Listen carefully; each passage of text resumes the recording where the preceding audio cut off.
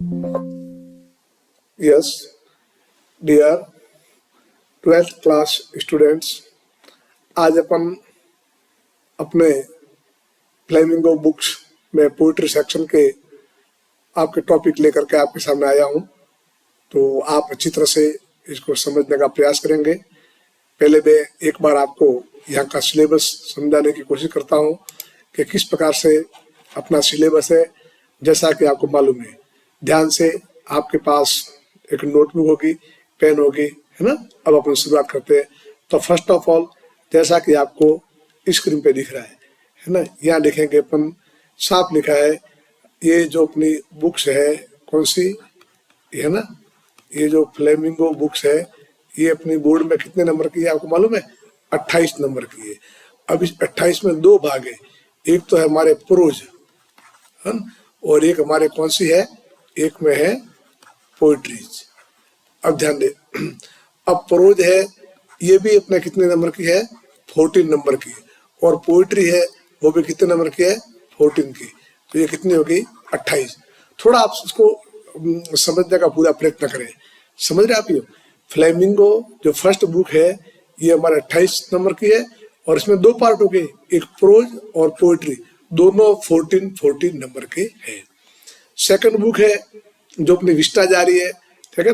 एक बार समझ लेते हैं अपने, जैसे हमारी विस्टाज है, ये बच्चों विस्टाज है ना, ये भी कितने नंबर की है? 14 नंबर की। तो ये इसमें और मान लो 14 जुड़ जाएंगे, तो टोटल बुक्स कितनी हो गई? 42 की। ओके, मालूम पड़ा आपको? स्पष्ट दिख रहा है। फ्लेमिंगो बुक 28 नंबर की जो हम पढ़ रहे हैं, उसके दो भाग, प्रोज एंड पोइट्री। मोटे तौर पे यूं करो कि दोनों टेक्स्ट बुक मिलाकर के हमारे 14 प्लस 14 प्लस 14 और सॉरी ये प्लस 14 इज इक्वल कितने हो जाएंगे? 42 के आसपास हो जाएंगे। 42 हो जाएंगे। तो 14 नंबर का के प्रोज के, 14 नंबर पोइट्री के, और 14 नंबर है जो हमारी सप्लीमेंट्री बुक्स है, उसके आपके आ रहे हैं। ठीक है, तो अब अपन क्या ले रहे हैं, जैसा कि आपको यहाँ स्पष्ट दिख रहा है, हम यहाँ से आपको पास में ले रहे हैं पोइट्री सेक्शन ले रहे हैं।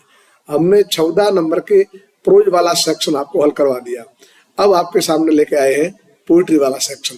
ठीक है, तो पोइट्री वाले सेक्शन में फर्स्ट अपन पूरा समझ लेंगे।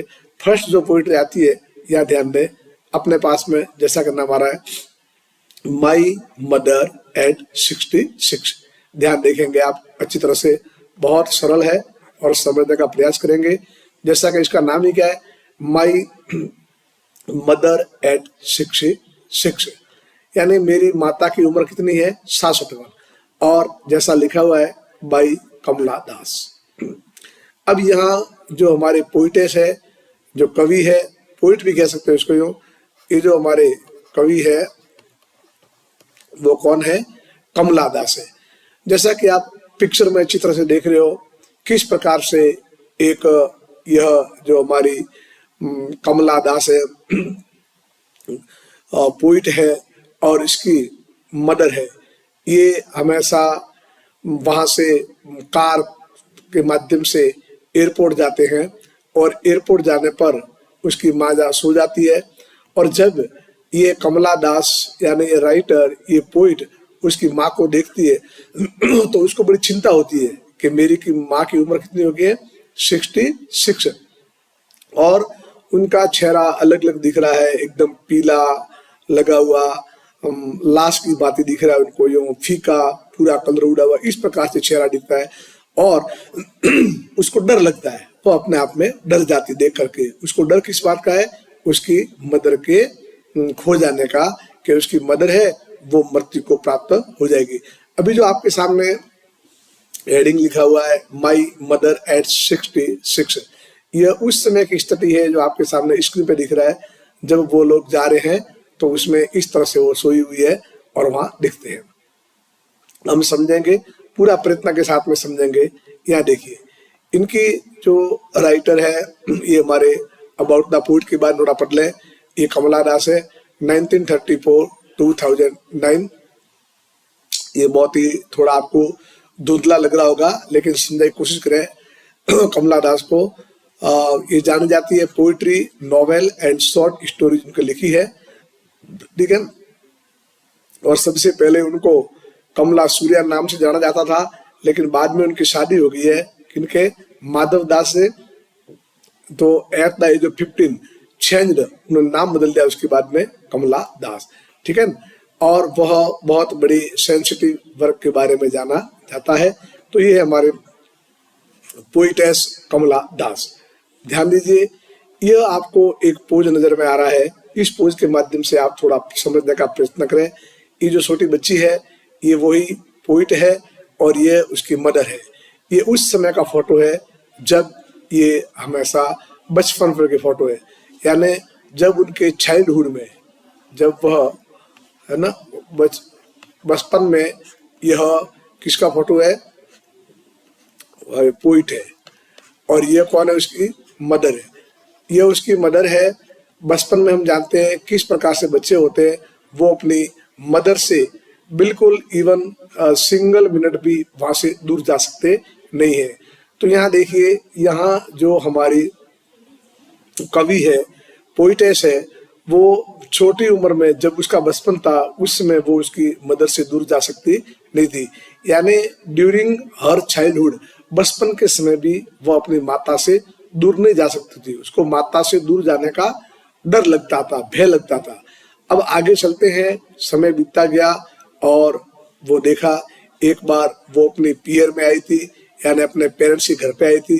पेरेंट्स के घर पे आने के बाद जब वो अपने एयरपोर्ट पर जाती है, तो एयरपोर्ट पर जाने पर उसकी या मदर साथ में होती है, तो उसको देख करके अब भी उसको डर लगता है।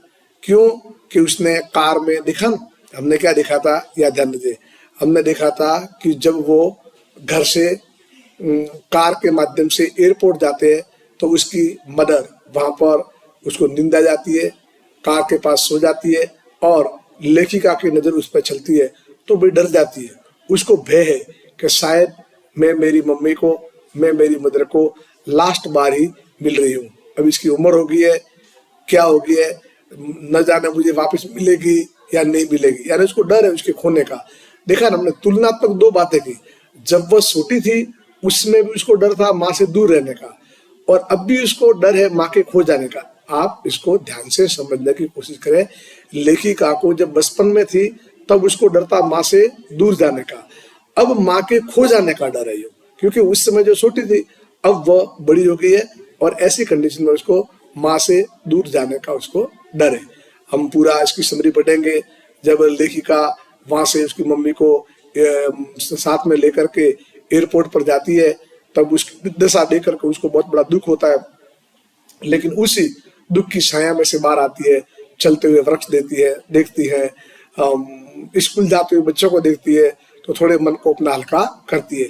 और एयरपोर्ट पे जैसा कि अभी आपको या देखिए ये सीन नजर आ रहा है, इसमें उसकी सिक्योरिटी ने चेक किया और चेक करने के बाद में जब एयरपोर्ट के अंदर वाले भाग पे जाती है तो उसकी मदर को जल्दी कहती है, इस्माइल इस्माइल पुनः जल्दी मिलूंगी, पुनः जल्दी मिलूंगी, इस प्रकार कह करके वो वहां से रवाना हो जाती है।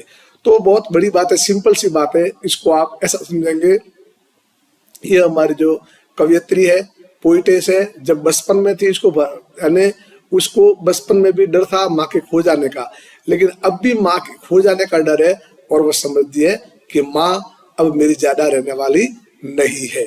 अब यहाँ दो प्रश्न बहुत बड़े इंपॉर्टेंट बनते हैं। अभी हम पूरी समरी लिखेंगे, बहुत सारे प्रश्न भी करवाएंगे, लेकिन हम अंदर पाठ के एंट्री करने से पहले, इस पोइट्री में एंट्री करने से पहले इतना आप समझ लो, पहले उसको भय था उसकी मदर से दूर रहने का, अब उसके मदर के खो जाने का भय है।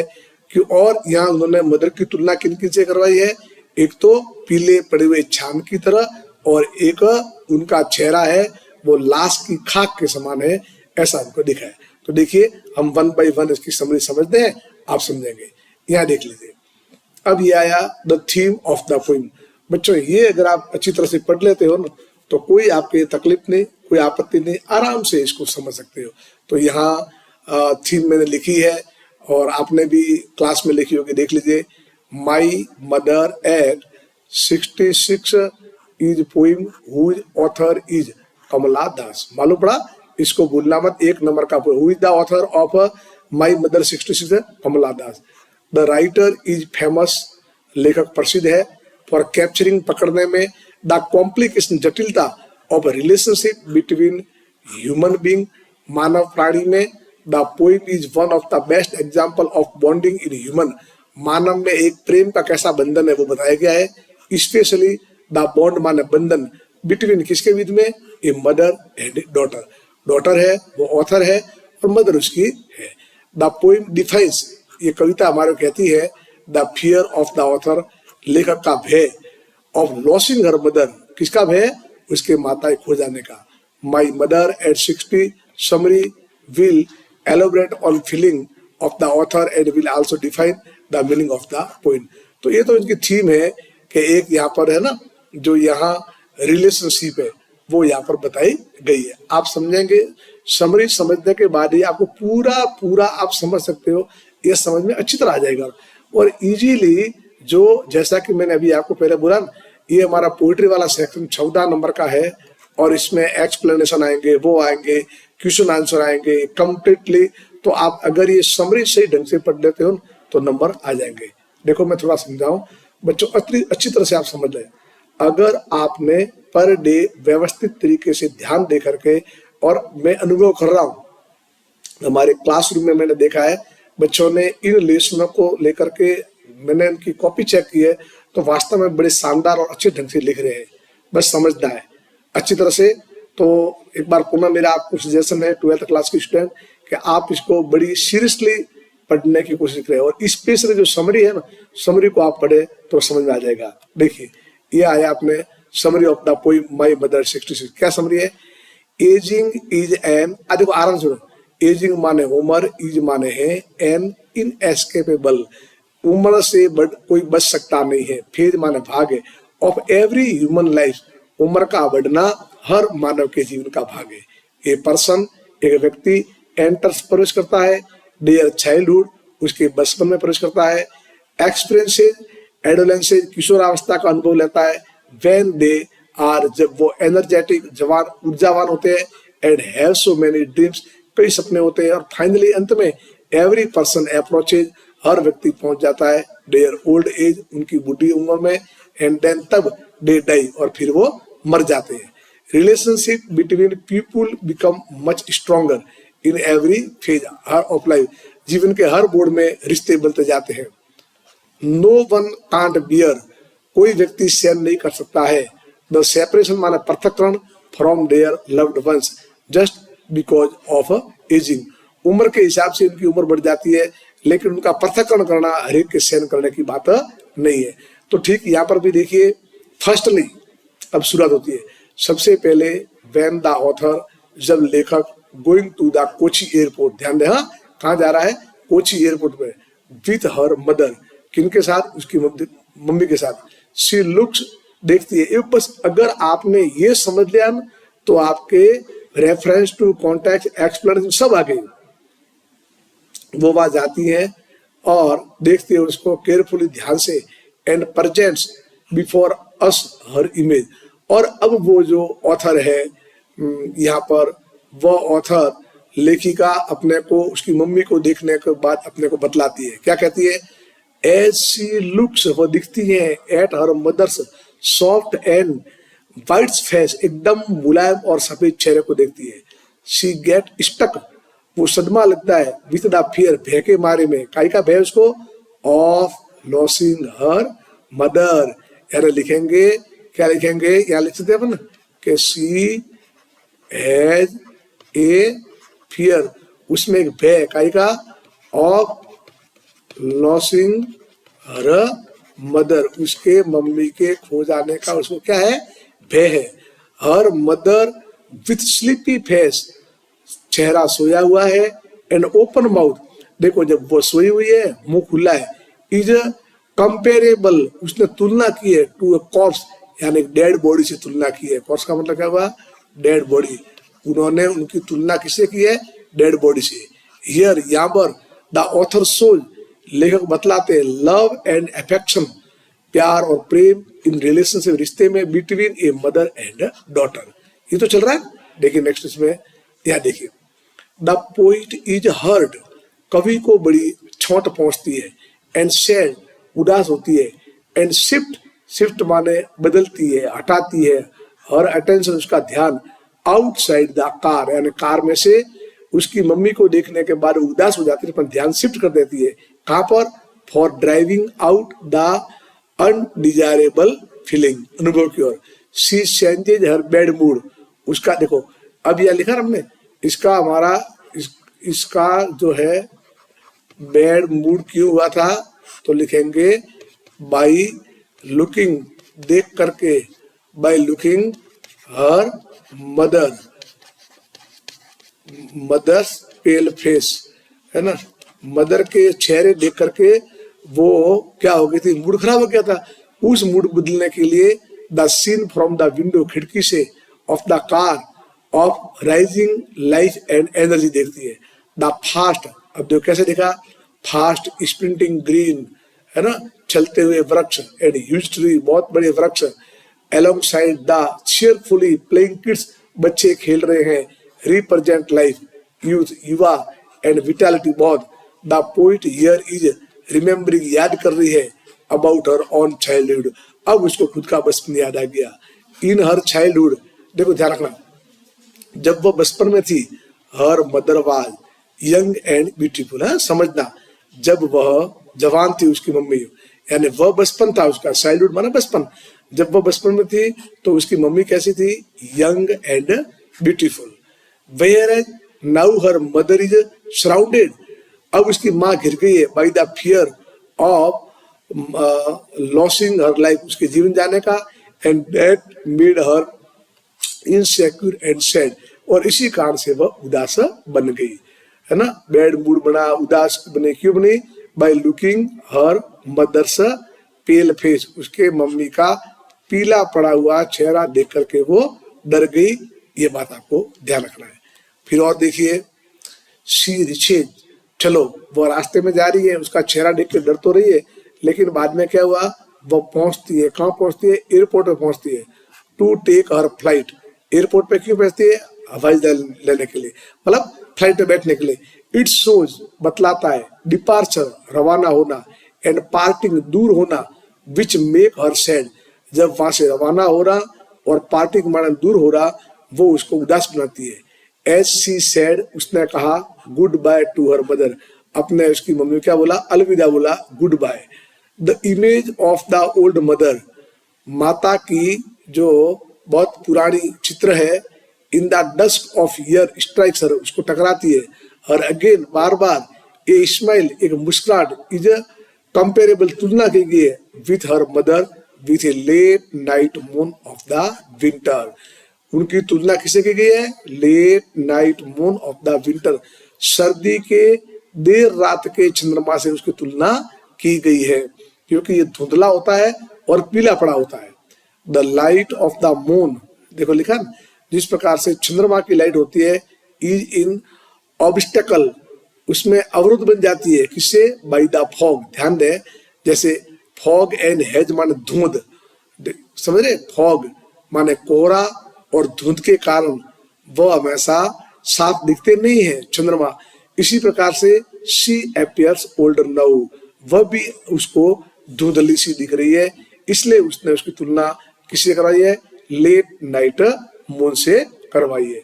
और देख लिए, the poet is now feeling, अब जो कवि है वो अनुभव कर रही है, द पेन, दर्द, कई का, ऑफ गेटिंग सेपरेटेड, अब उसको दूर होने का डर लग रहा है, बिकॉज, क्योंकि, ऑफ लिविंग हर मदर, उसकी मम्मी को छोड़ना, हर चाइल्डहुड फियर, उसके जो बचपन वाला भय था, of losing her loving mother now, माता के खो जाने का बचपन में जो भय था, बिकम, बन गया है, सो टेरिफाइंग, इतना भयावन, नाउ, अब, हर मदर कुड डाई, उसकी माँ मर सकती है, ऑफ ओल्ड एज, बूढ़ी उम्र में, एनी टाइम, किसी भी समय, अनएक्सपेक्टेडली, अप्रत्याशित, शी इज सो सैड, वो इतनी उदास है, दैट की, शी स्टार्ट, वो शुरू करती है, क्राइंग, चिल्लाना, स्लोली, धीरे धीरे, विदाउट कंट्रोल, बिना नियंत्रण के, बट कीपिंग, रखती है, ए ब्रेव हार्ट, बहादुर हृदय रखती है,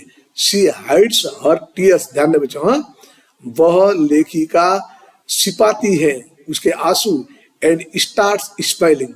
समझ रहे हो आप? ये जब वहां, या देखा आपने, जब वो एयरपोर्ट पे उसको गुड बाय करती है तो उसके आंखों में आंसू है, लेकिन वो उन आंसुओं को छिपा लेती है और मुस्कुराहट के साथ में उनके बोलती है। क्या बोलती है आप? थस, इस प्रकार से शी ऑफर्स, वह कहती है, और फेयरवेल, विदाई, टू हर ओल्ड मदर, उसकी बुढ़ी माता को, एंड कीप्स, रखती है, हर होप, उसकी आशाओं को, ऑफ सीइंग हर मदर, उसकी देखे माता को, एल माने जिंदा, अगेन माने दोबारा, शी से, देखो लास्ट में कहती है सी यू सोन अम्मा, मम्मी मैं जल्दी मिलूंगी, शी हाइड्स हर टीयर्स, अपने आंसुओं को छिपा लेती है, एंड सौरो माने दुख को, as she does not want, वह नहीं चाहती है, टू मेक ए पेनफुल, दर्द बनो, एंड इमोशनल, और भावनात्मक बनो, एनवायरमेंट मैंने वातावरण बनाओ, मोर एवर, और भी, she doesn't want her mother, वह अपनी मम्मी को नहीं चाहती है, टू क्राई, चिल्लाए, एंड शो हर, उसको बतलाए, that she is enjoying her life, कि वह उसके जीवन में आनंद ले रही है, शी एक्सपेक्ट्स, वह आशा करती है, हर मदर, उसकी मम्मी, टू बी हैप्पी, खुश होगी, and enjoy her life just like her, कि वह भी उसकी तरह हमेशा खुश रहे, इसलिए वो उनके सामने मुस्कुराती है। वास्तव में तो आंसू है, लेकिन अभी मम्मी को वो इस तरह से हंसी दिखाती है। अब देखिए, तो अब हम यहाँ आ रहे हैं ऑब्जेक्टिव टाइप क्वेश्चन। चलिए अब वापिस आप ध्यान दीजिए। देखिए स्टूडेंट्स, अब अपन एक हल्की सी अपने एक इसकी लेने की कोशिश की, समझने की। सीधी सी बात है, हमारे लेखिका छोटी होती है, मदर से बड़ा प्रेम होता है, बड़ी होती है, और जब छोटी उम्र में हमने देखा था तब उसको डर था कि मैं थोड़ी बहुत भी दूर जाऊं तो माँ का प्रेम खोने का डर था। अब जब वो अपने पेरेंट्स के घर पे आई है और वहां से छोड़ करके एयरपोर्ट पे जाती है, गाड़ी पे उसकी मम्मी को उसने देखा, चेहरा पीला पड़ा हुआ, उसको डर है उसके खो जाने का, है ना। तब वो, लेकिन फिर भी वो रोती नहीं है और आंसुओं को छिपा करके अपनी मम्मी को मुस्कुरा करके कहती है कि मैं हम जल्दी वापस मिलेंगे। तो ये छोटी मोटी बातें आपने याद रखी, ठीक है। अब हम बोर्ड एग्जाम 2024 की तैयारी कर रहे हैं, ऐसी स्थिति में अब अपन प्रश्न कर रहे हैं, तो ध्यान दीजिए कैसे प्रश्न करेंगे। इधर देखो अपन, जैसे ऑब्जेक्टिव टाइप आ गई तो और आपका क्लियर हो जाएगा। Where did the poetess visit her parents' house? लेखिका ने कहां पर उनके माँ बापों के घर की विजिट की? मुंबई में, इंग्लैंड में, कोचिन में, या नॉन ऑफ एवर। आप अच्छी तरह जानते हो कहां से आएगा हमारा, कोचिन में आएगा, आप इसमें से लिख दोगे, ठीक है। चलिए अब अपन नेक्स्ट चलते हैं, यहाँ देख लीजिए अगला हमारा प्रश्न आया। देखो ध्यान दीजिए बच्चों, समझ में आ रहा है ना? ये हमारा आया, who is the composer of the poem my mother at 66। समझ रहे हो? यहाँ पर आपने देखा ना, हु इज द कंपोजर, किसने रचना की है, ऑफ द पोइम, कविता की, माई मदर एट 66। कौन है बोलो? जॉन कीट है, कमला दास है, रॉबर्ट फ्रस्ट है, स्टेफन है। 100% आपको मालूम हुआ कौन है, कमला दास, ठीक। चलिए अगला प्रश्न, ये हमारे प्रश्न आता है, द पार्टिंग, देखो पार्टिंग माने दूर हो जाना, दूर होने के जो शब्द आए हैं ऑफ द पोइट वर, ध्यान दें, अब ये दूर हो रहे हैं, पार्टिंग वर्ड्स, यानी इस पोइट्री में कौन से शब्द आए वो दूर कर रहे हैं पोइट को। Wish you good luck, all the best, be happy, see you soon Amma. ये जो हमारे है ना, ये हमारे कौन से वर्ड है, ये हमारे पार्टिंग वर्ड है। हो जाएगा क्लियर? चले नेक्स्ट देखिए, the poetess smiled and smiled, ठीक है ना। कवित्री है, मुस्कुराई और मुस्कुराई, टू फील हैप्पी, तो यहाँ पर अपन लिखेंगे खुश करने के लिए, टू सी हर मदर, उसकी मम्मी को देख करके, टू ट्रेवल बाई एयर, हवाई जहाज में यात्रा करे इसलिए, या to give her mother a moral support, उसने अपनी माता को कैसा सपोर्ट दिया बच्चों, एक प्रकार का मॉरल सपोर्ट दिया कि जब मैं मुस्कुराऊंगी तो मेरी मम्मी भी कोई चिंता करेगी नहीं। Yes next, the poetess is driving from her parents to. अब बताओ आप यहाँ लिखेंगे अपन, पोइटेस कवित्री is driving from her parents to, कहाँ जा रही थी? पोलैंड, ऑस्ट्रेलिया, तो ये मालूम है कोचिन जा रही थी, ये आप लिखेंगे। नेक्स्ट देखिए प्रश्न से, इस्माइल है ना, यहाँ लिखेंगे, लिखो इस्माइल एंड इस्माइल, ये किसके लिए आया है? तो ये लिखना आपको, ये हमारा रिपीटिशन के लिए आया है। नेक्स्ट देखिए अगला, all the person in the car beside the poetess was, the person व्यक्ति जो कार में कवि के पास बैठा था, हर आंट उसकी चाची थी, हर नीस उसकी भतीजी थी, हर अंकल उसके चाचा थे, या हर मदर, नो डाउट आप अच्छे से जानते हैं, हर मदर आप लिख देंगे। नेक्स्ट देखिए बच्चों, दे वर गोइंग टू एयरपोर्ट, वो एयरपोर्ट जा रहे थे। दे इंक्लूड, अब दे में कौन कौन आए बच्चों? तो यहाँ लिखा है पोइटेस कवियत्री, पोइटेस मदर, कविता की मम्मी, बोथ ए और बी, तो 100% आप क्या लोगे? बोथ ए और बी, ये हमारा आंसर सही होगा। ठीक है, नेक्स्ट चलते हैं अपन 9वां प्रश्न, I looked again at her was, I मैंने, लुक्ड देखा, अगेन दोबारा, एट हर उसकी, और वाज क्या देखा? क्या देखा? पीला, एमेसिएटेड, पुअर या ब्राइट, तो मैंने उसका पीला चेहरा देखा, तो यह आ जाएगा हमारा पेल।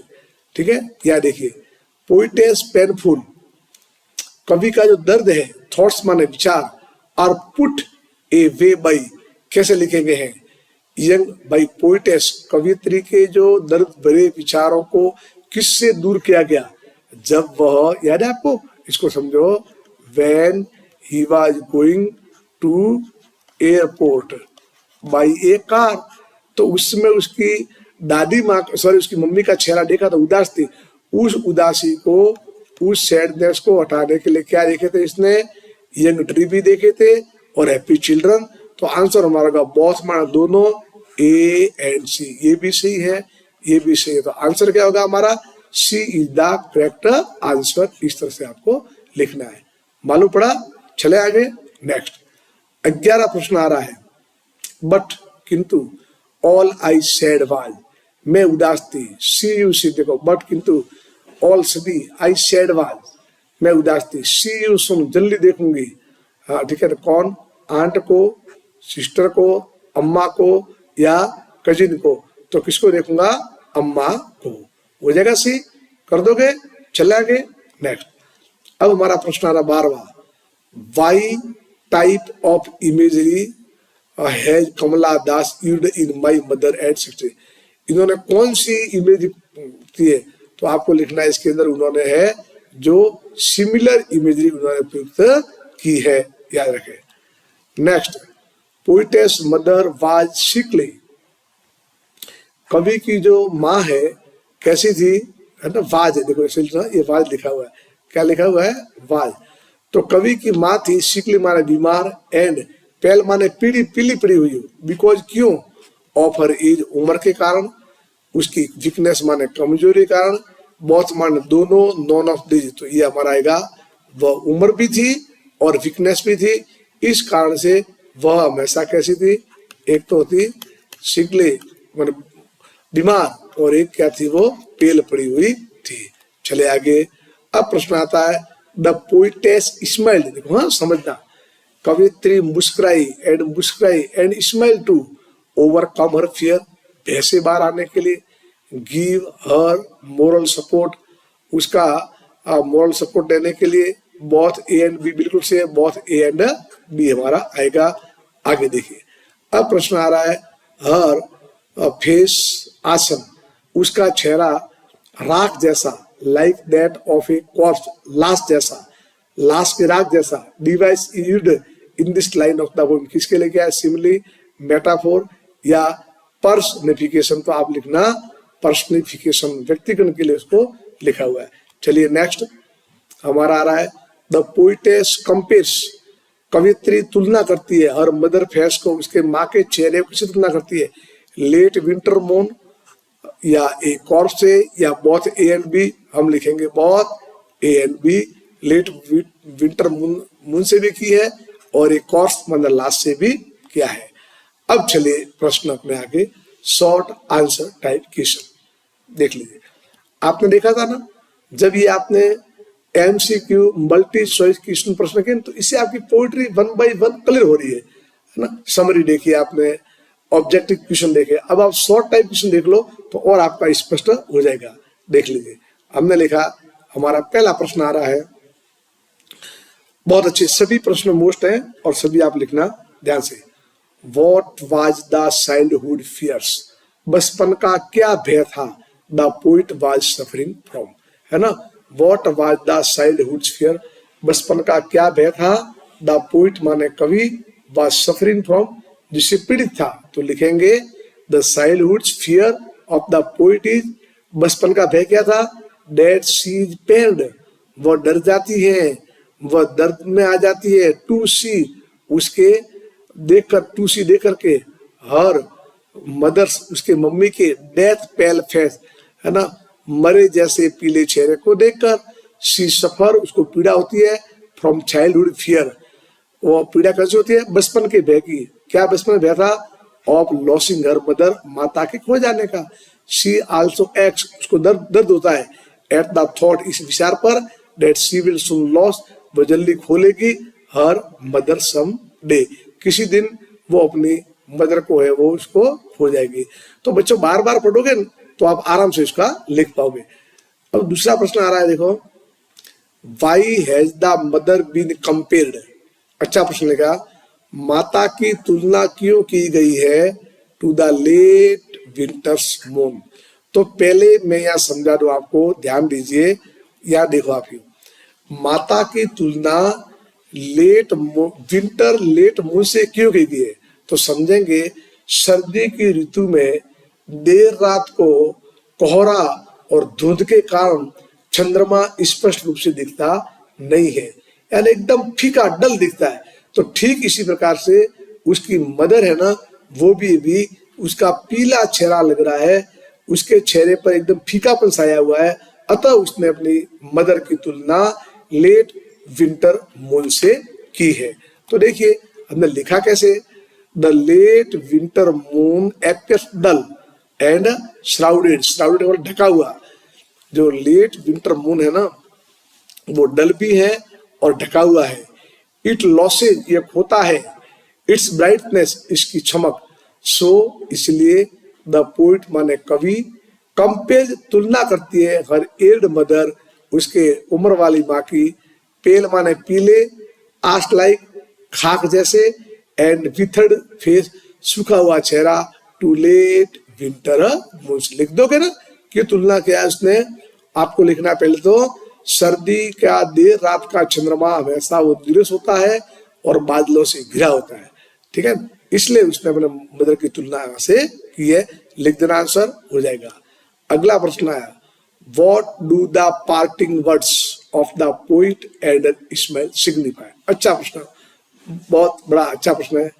What do the parting word, दूर जाने का शब्द क्या है, of the poet, कवि के लिए, and Ismail signify, और उसकी जो मुस्कुराहट क्या बतलाती है? तो लिखा, the parting word of the poet were see you soon, हम, these words signify to see her mother again, क्या उसकी मम्मी को जल्दी मिलेंगे। He afforded to Ismail signify that she was trying to hide her pain from her mother, वह अपने भय को उससे बिटा रही है। चौथा प्रश्न है, Why does the poetess brought in the image of merry children? कवित्री ने हमेशा खुश बच्चों का चेहरा क्यों लाया? Spelling out of their homes, वो अपने घरों से बाहर आ रहे, यानी वहां उसने बच्चों का खेलता चेहरा क्यों बाहर लाया? तो लिखेंगे, द पोइटेस saw, कवित्री ने देखा था, her mother had grown very old, उसकी मम्मी है बहुत बूढ़ी हो गई है, एंड वीक माना कमजोर है, इट गेव हर पेन, उसको दर्द हुआ, the site of happy children, और जो बच्चों का दृश्य था, कमिंग आउट, बाहर आ रहे थे, ऑफ देयर हाउसेज, घरों से, गेव हर रिलीफ, इससे उसने आराम दिया। दे वर इन शार्प कॉन्ट्रास्ट, है ना, एकदम तीखा विरोध था, to her pale and sickly mother, उसकी पीली पड़ी हुई और बीमार माता से बच्चे है ना एकदम तरोताजा दिख रहे थे। It was a good diversion to her, ये उनके लिए एक तरह से अलगा हो गया। पहले उसकी मदर है उसको देख करके लेखिका सैड थी, उदास थी, उसके पेल फेस को देख करके। तो इस फेस से बाहर आने के लिए उसने किनको देखा बच्चों? अब उसने यहाँ आने के बाद में वहां पर खुश बच्चों को उसने देखा। तो जब उनका डाइवर्स हुआ, बड़ी वो खुश हुआ वही उनको देख करके। ध्यान, अगला प्रश्न आ रहा है 2016 में पूछा गया इसको, why is the mother's face compare to a corpse. बस वही आप तो एक ही बात लिख देना, उनका चेहरा फीका था, पीला था। फिर देखो या क्या लिखा, the mother's face compare to a corpse because, क्योंकि it was pale and colourless. कितना शानदार, एक ही शब्द लिखा है, उनका चेहरा था ना, लिखा ना, फेस वाज, फर्स्ट तो क्या था, पेल एंड कलरलेस, है ना, रंगहीन था, उसका चेहरा पीला था और रंगहीन था। इसी और ही फेस इज आसन, मतलब हर, का हर, उसका चेहरा कैसा था, राख जैसा। The face of corpse appears are, और जो लाश का चेहरा होता है वो भी वैसा राख के समान होता है।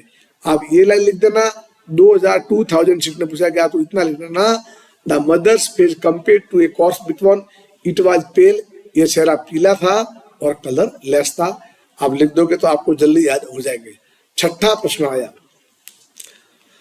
हाउ डज, किस प्रकार से, द पोइट माने कवि, डेस्क्राइब वर्णन करते हर मदर। बस किस प्रकार से कवि है वो अपने मदर का वर्णन करता है। The poet compares her old mother, कवि तुलना करते हैं उसकी बुढ़ी माता की, किसे, to the late winter's moon, इससे तुलना किया, ध्यान रखना, उन्होंने इनसे तुलना की से, द लेट विंटर्स मून से। Due to her old age, उसकी बुढ़े उम्र में, she looks pale and dim like, dim माने कमजोर लाइक, और कैसे, जैसे कि the late winter's moon. Her journey of life seems to end soon, उसके जीवन की यात्रा जल्दी पूरी होने वाली है। तो ये आपको लिखना है। Question number 7, what does the poet do after security SAP. ये भी हमारा प्रश्न मोस्ट है, समझ रहे, इट्स क्वेश्चन आल्सो मोस्ट है, ये भी मोस्ट है। क्या लिखा, देखो, what does the poet do, कवि क्या करता है, आफ्टर सिक्योरिटी चेकअप, जब सिक्योरिटी वालों ने उसको चेक कर लिया, जांच कर ली एयरपोर्ट पे, तो क्या क्या उसने अपनी मम्मी को बोला है कि गुड बाय, हम जल्दी मिलेंगे। After the security checkup the poet looks, कवि देखता है, देखती है, एट हर मदर्स फेस, उसकी मम्मी के चेहरे की, और अगेन माना दोबारा, शी कंपेयर्स, वो तुलना करती है, और विथर्ड फेस, उनके बिल्कुल फीके पड़े हुए चेहरे को, to the dull pale moon, नीरस पीले चंद्रमा से, ऑफ द विंटर, सर्दी के, but she bids her goodbye, लेकिन गुड बाय कहती है विथ ए स्माइलिंग फेस, लेकिन जाते जाते भी बड़ी मुस्कुराहट के साथ में, इसको भले आंखों में आंसू है लेकिन स्माइल फेस वो करती है। तो ये उसने चेकअप करने के बाद में आप ये लिखना कि after checkup by the security at the airport, तो ही goodbye, she goodbye her mother with a smile face, लिख देना, लिखवाया आपको, लिख क्या कर देना। 8वां प्रश्न 2022 से पूछा आपको, what does smile signify. Last में स्माइल, क्या ये स्माइल शब्द क्या आ रहा है, क्या बतलाता है। In the poem by mother at, my mother at 6, इस पोइम में ये जो स्माइल शब्द आया क्या बतलाओ, देखो, वाहिल पार्टिंग हर मदर, जब उसकी मम्मी को वो दूर कर रही थी, द पोइटेस स्माइल, कवि मुस्कुराती है, एंड स्माइल, और मुस्कुराती है, इन एन एफर्ट, प्रयास के साथ में, टू रीएश्योर, अपने आप को आश्वस्त करने के लिए, हरसेल्फ, दैट की she will meet her mother soon, वह अपनी मम्मी को जल्दी मिलेगी। ही वर्ड्स, है ना, बस सी, देखो, ही वर्ड्स या सी लिखेंगे, सी वर्ड्स, वह शब्द कहती है, एंड स्माइल, और मुस्कुराती है, आर ए डेलिब्रेट, पूरी तरह से, अटेम्प्ट माने प्रयास करना, to hide her real fear, वास्तविक भय को हटाने के लिए, एंड फीलिंग, अनुभव करती है, फ्रॉम हर मदर, उसकी मम्मी का, हर स्माइल, उसकी मुस्कुराहट, सिग्निफाई बतलाती है that she wants to hide, वह छिपाना चाहती है हर फीलिंग अनुभव फॉर हर मदर, उसकी मम्मी के लिए, under the grave of artificial smell, यानी यह कृत्रिम मुस्कुराहट के साथ में वो उसको छिपाना चाहती है, लिख देना। 9वां प्रश्न देखिए बच्चों, यहाँ आ जाता है आपके सामने। बहुत देखो पोइट्री आप बार बार समझोगे करोगे तो आपके समझ में आएगी, ठीक है, समय तो देना पड़ेगा अपने को। अब ये पोइट्री आई है, अब एक आपके पूछते हैं रेफरेंस, ये प्रश्न पूछेंगे आपको 6 नंबर का, सीधा देखो तो सही 6 नंबर का डायरेक्टली पूछते हैं। क्या देंगे, 2 पोइट्री आएंगे, उसका स्टंज आएगा और अथवा में आपको पूछेंगे, तो आप क्या करना है, तो पहले वाली या बाद वाली करना, तो समझना पड़ेगा। बिल्कुल सरल, एक जमाने में ये 10th क्लास में पूछते थे और बोर्ड ने सीधा कर दिया 12वीं में। जैसे ये लिखा हुआ देखो एक्सप्लेनेशन पे लिखा हुआ है ना, driving from my parents home to Cochin last Friday morning I saw my mother beside me, doze माने open mouth the her face ashen like that राग जैसे of a corpse last and realise with pain दर्द से that she was as old as she looked. तो अब आप क्या करोगे, एग्जाम में क्या करना पड़ता है, आपको लिखना पड़ता है, पूछेंगे, ठीक है, रेफरेंस विथ कॉन्टेक्ट, ये पूछेंगे और नेक्स्ट ये पूछो आप रेफरेंस बताओ, कॉन्टेक्ट बताओ और आप एक्सप्लेनेशन बताओ, ये लिख दो और 6 नंबर ले जाओ। तो क्या लिखा है देखो, रेफरेंस में तो बच्चों एक ही लिखना है आपको, रट रटाई लाइन है, यह पंक्तियां इस कविता में से ली गई है। देखो ध्यान दीजिए, थोड़ा मैं आपके सामने आ जाता हूँ, क्या देखिए बच्चों, ये प्रश्न आजकल पहले एक जमाने में 10th क्लास में पूछते थे, रेफरेंस टू कॉन्टेक्स्ट वाला, आज भी हमारे 9th क्लास में ऐसा पूछा जाता है। तो अब तो बहुत नॉर्मल हो गया। आपके रेफरेंस क्या करना है, फर्स्ट ऑफ ऑल तो आपको देखना कि पोइट्री का जो स्टंज आया कौन सी है, हमारे कितनी 6-7 पोइट्री है। अब मालूम कर दो कि ये इस पोइट्री में से आया है, तो एक ही लाइन लिखनी है, this lines have been taken from the poem, उस पोइम का नाम लिख दो, जैसे मान लो है माई मदर एट 66, कोई भी है वो नाम लिख दो। कंपोर्ड लिखी गई है बास्की से, कमला दास से, तो ये लिखना है, रेफरेंस में इतना लिखना है आपको। तो कैसे लिखा, देखो ये फिक्स लाइन है, आपको कैसे लिखी यह ध्यान दें।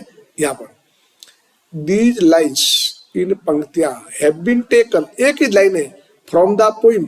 अब पोइम को आप क्या करो, माई मदर एट 66 या कॉमा करो या कॉमा करो, written by Kamala Das in this poem, इस कविता में शी डेस्क्राइब्स, वह वर्णन करती है, और फीलिंग उसके अनुभव of love and attachment towards her ageing mother, उम्र वाली माँ से कितना जुड़ा ये वर्णन किया है।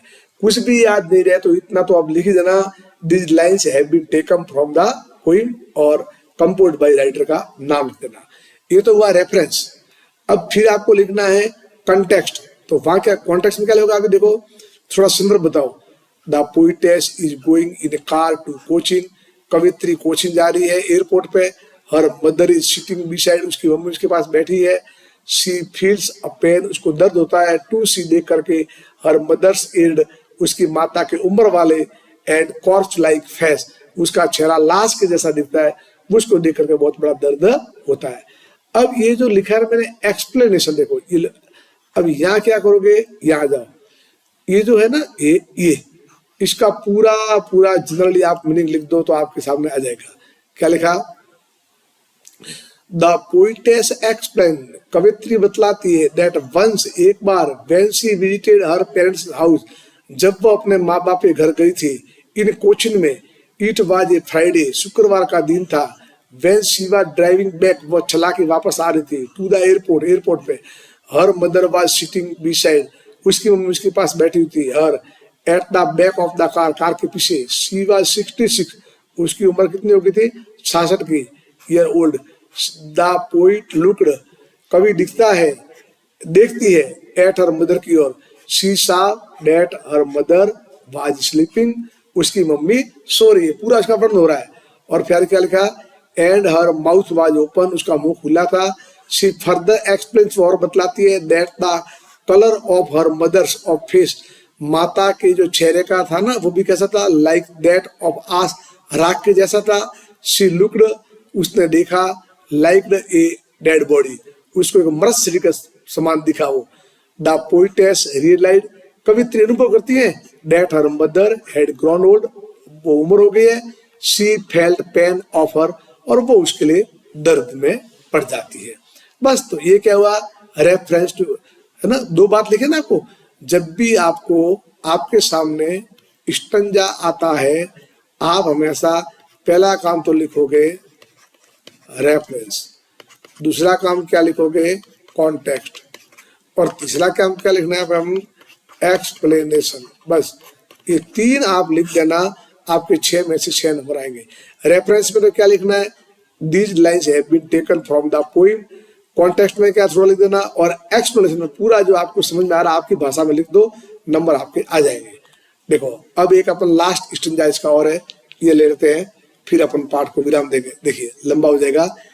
As a late winter's moon and felt that old familiar arc, my mother's fear, but all I said was see you soon अम्मा, all I did was smile and smile and smile, repeat कर दिया। तो यहाँ देखिए आप क्या क्या reference कोई एक ही बात, these lines have been taken from the poem My Mother at 66 written by कमला दास। इतना लिख दोगे तो 6 नंबर का पैसेज आता है। इस 6 नंबर में से 1 नंबर तो आपका ये से आ गया। अब कॉन्टेक्स्ट लिखा, in the stanza the poetess compare, कवित्री तुलना करती है मदर की, टू लेट विंटर मून से, we see also how she tried to conceal her inner feeling, अपने अंदर वाले भय को दबाती है, एट डिपार्टिंग, रवाना होते समय। बस अब यहाँ जो पोइट्री आपने लिखी है, इसका आप आराम से क्या कर दो, इसका आप एक्सप्लेनेशन कर दो। The poet compares her mother to a late winter's moon, as the moon in winter is not shiny, and even her mother's face had also lost her youth and shine. जवानी खोली और चमक की चलेगी। As a mother was getting older, mummy बूढ़ी हो रही है, and भी कमजोर हो रही है। The poet feels, कवि अनुभव करता है, the fear of separation, अलग होने का, just as she used to feel during her childhood, जैसे बचपन में वो अपने मम्मी से दूर होने का भय होता, वो वापस आज को हुआ। एज ए चाइल्ड, बचपन के समय, she could not bear the pain of separating, बचपन के समय भी वो दूर होने का भय सहन नहीं कर सकती थी उसके माता से। बट नाउ, लेकिन अब, her mother has grown old, उसकी माँ बुढ़ी हो गई है, and is about to die, मरने वाली है। द पोइट फील्स, कवि अनुभव करता है, दैट मे दिस हो सकता है, लास्ट टाइम, अंतिम बार है, दैट शी इज सीइंग, देख रही है, हर मदर को, शी ट्राइज, वो कोशिश करती है, टू हाइड हर फियर, उसके भय को मिटाऊं। शी देन सेज, कहती है, that she would soon see her mother again, कहती है कि मम्मी अपन वापस मिलेंगे। She said to become, she doesn't want to lose her mother, वो अपनी माता को खोना चाहती नहीं है। तो इस प्रकार से आप देख रहे हैं कि हमने इसके अर्थ को समझने की कोशिश की। तो बच्चों यूं बस 100 बातों की बात देखी, आपको मेहनत करनी पड़ेगी। मैंने आपको कोशिश की आपको समझाने की, आपने इनको लिखा होगा अच्छी तरह से, तो परीक्षा में हमारे बोले रेफरेंस टू कॉन्टेक्स्ट आए या क्वेश्चन आए, हम आराम से लिख देंगे। आपको और भी प्रश्न भी करवाएंगे, जितने भी जो बोर्ड के हैं, पर डे हम आपको एक न एक टॉपिक देते रहेंगे, और इसी के साथ अपने लेसन को पूरा करते हैं। आपका दिन शुभ और मंगलमय हो। Have a nice day. Thank you.